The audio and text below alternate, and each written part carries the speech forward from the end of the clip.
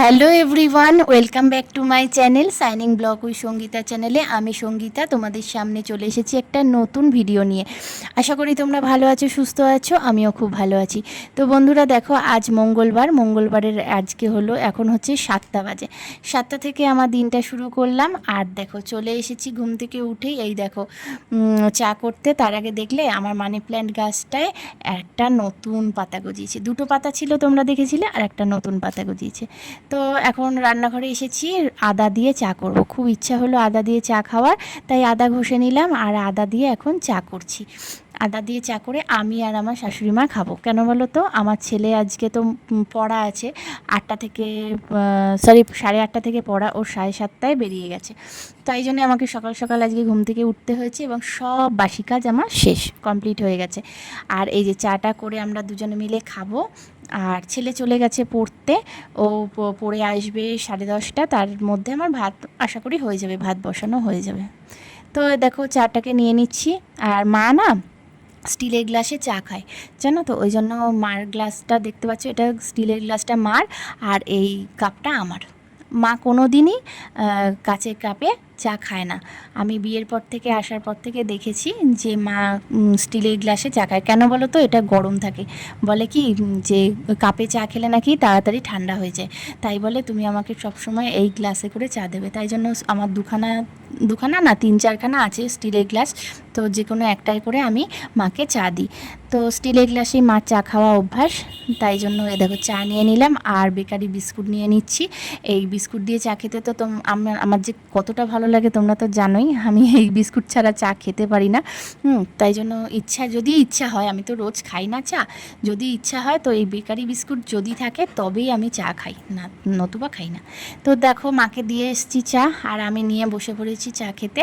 একটু বাইরেটা, এখানটা বসি কেন, চারদিকটা দেখা যায়, বেশ ভালো লাগে। সকালবেলার আবহাওয়াটা খুব সুন্দর লাগে দেখে। চাটা খাই, চা খেয়ে নিয়ে যাব রান্নার দিকে। তার মধ্যে মেয়ে যদি উঠে পড়ে, মেয়ের তো উঠবেই একটু পরেই, ওকে ফ্রেশ করিয়ে ওর খাবারটা আগে খাইয়ে দেবো, দিয়ে তারপর রান্নাঘরে যাব। আর এই দেখো হয়ে গেছে। আর এই যে মেয়ের জন্য দুধ মুড়ি করেছি আজকে। মুড়িটা মিক্সিতে গুঁড়ো করে নিয়ে দুধ দিয়ে চিনি দিয়ে গুলে নিয়েছি। এটাও সকালবেলাটা খাওয়াই ওকে আমি। তোমাদের তো বলেইছি আমি রোজ এক জিনিস ওকে দিই না, ঘুরিয়ে ফিরিয়ে দিই। তো আজকে দুধ মুড়িটা দিচ্ছি। তো ও বায়না করছিল ঠাম্মার কাছে খাবে। তো আমি বললাম কি যে আমার যখন একটু সময় আছে তুই আমার কাছে খেয়ে নে। হ্যাঁ, কেন বলো তো, ঠাম্মার কাছে খেতে খেতে যদি মানে বায়না করে আর খাবো না, তো ঠাম্মা ছেড়ে দেবো, ওর ওটাই মজা। যে থাক, আর খাবি, খেতে হবে না বলবে, ওটাই মজা। তাই আমি বললাম না, তুই আমার কাছে খা, আমার কাছে খেয়ে নে। তো আর বায়নাটা করেনিও, ও ভালো মেয়ের মতন আমার কাছেই খেয়ে নিল। প্রথমটা খাবো না করছিল, গরম আছে। তারপরে ও ভালো মেয়ের মতো খেয়ে নিয়েছে। দেখো ও খেয়ে নিচ্ছে। তো এরপরে যাব রান্নার দিকে। আজকে সারাটা দিনই আমার মানে সকালবেলা ওঠা হলে কী হবে, রান্নার মধ্যেই যাবে মনে হচ্ছে। এইবারে ছেলে চলে এসেছে, এই দেখো পড়ে চলে এসেছে, এখন 10:30 বাজে। তার মধ্যে আমার ভাত হয়ে গেছে। ও যেহেতু এসে ভাত খাবে, তো ও তো জানোই আমার ছেলে আমার ভাত ছাড়া কিচ্ছু খেতে পারে না। তাই জন্য আমি আগে তাড়াহুড়ো করে ভাতটাই বসাই। তো ভাত আমার কমপ্লিট হয়ে গেছে। আর এসে কত গল্প, টিচার্স ডেতে কী হয়েছে সেই গল্প করছে জানো। যেহেতু পরের সপ্তাহ থেকে পরীক্ষা, তাই জন্য টিচার্স ডের আগেই টিচার্স ডে পালন হয়ে গেছে। যে বাংলা ক্লাস ছিল, তো বাংলা স্যারের টিচার্স ডে পালন করে এসছে, সেই গল্পই করছিল। তার মধ্যে আমি চলে এসেছি মেয়ের লেবুর রসটা দেবো। মেয়েকে তো খাওয়ানো হয়ে গেছে সকালে খাওয়া, এবার লেবুর রসটা এখন দিলে কি বলো তো, একটু ঘোরাফেরা করবে, তারপর স্নান করবে, তারপরে ভাত খাবে। তাই জন্য এই সময়টা লেবুর রসটা আমি দিই ওকে। তো লেবুর রস খেতে আমার মেয়ে ভীষণ পছন্দ করে, তাই লেবুর রস ওকে আমি দিয়ে এসেছি।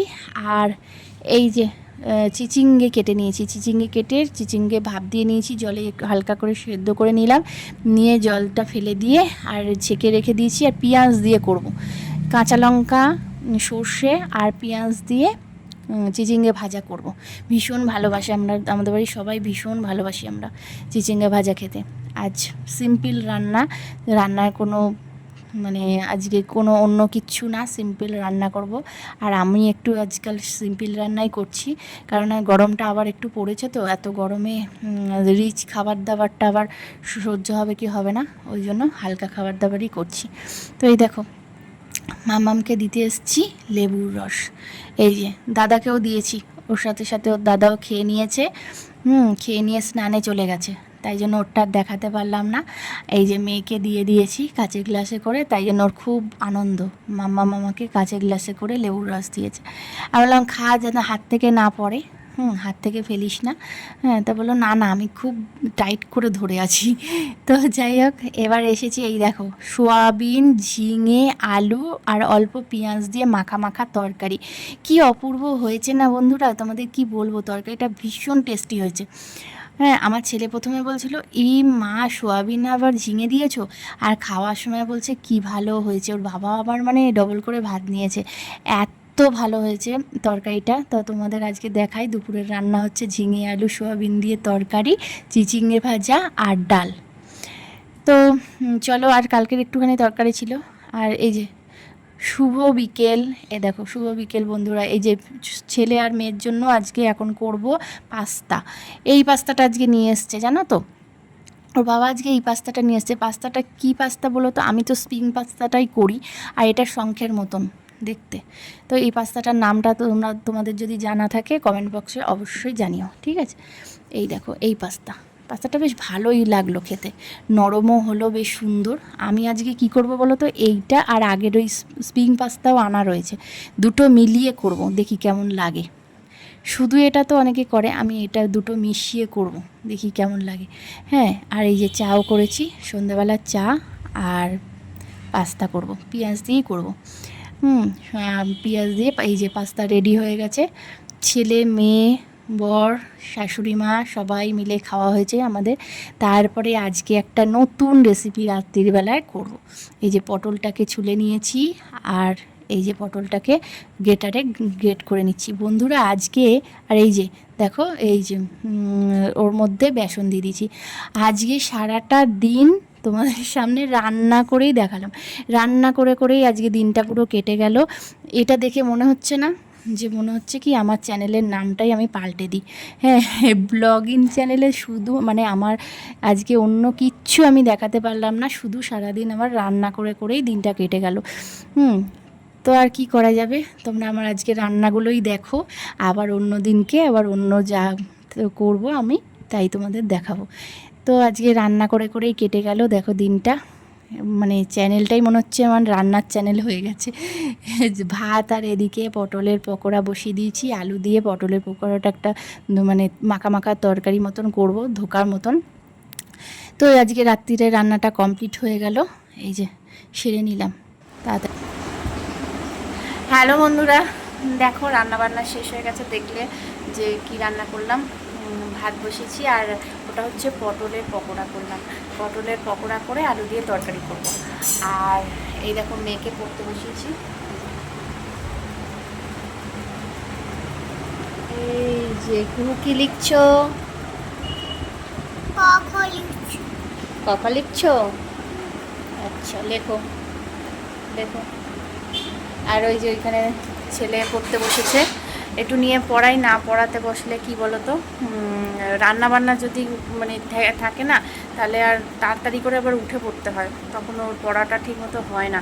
ওই জন্য আগে রান্নাটা করে নিলাম, নিয়ে ওকে পড়াতে বসেছি। তো চলো আজকে ব্লগটা এই পর্যন্তই, আবার দেখা হবে একটা নতুন ব্লগের সাথে কালকে তোমাদের সাথে। আর ততক্ষণ তোমরা সুস্থ থাকো, ভালো থাকো।